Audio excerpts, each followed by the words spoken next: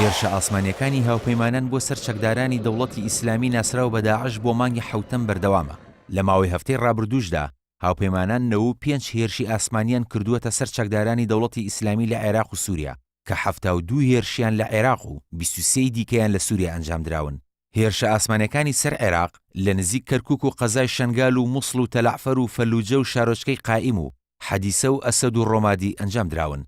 لە هێرشە ئاسمانیەکاندا 32 پێگە و 36 یەکەی تاکتیکی و 47 ئۆتۆمبیلی سەربازی داعش تێکشکێنراون.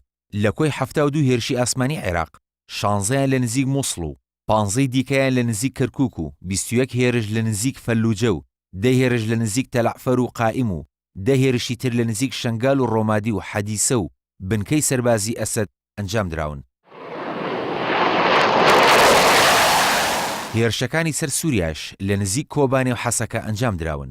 لەو هێرشانەدا فڕۆکە جەنگیەکانی هاوپەیمانان 33 پێگە و 9 یەکەی تاکتیکی و 6 ئۆتۆمبیلی سەربازی داعشیان کردوتە ئامانج و تێکیان شکاندون کە 22 هێرش لە نزیک کۆبانێ و هێرشێکیش لە نزیک حەسەکە ئەنجام دراون. بە بەراورد بە هەفتەی پێشووتر فڕۆکە جەنگیەکانی هاوپەیمانان لەم هەفتەیەدا 12 هێرش کەمتریان کردوتە سەر چەکدارانی دەوڵەتی ئیسلامی لە عێراق و سووریا. بەڵام وەک پێشتر هێرشەکانی سەر عێراق زیاتر بووە لە سووریا.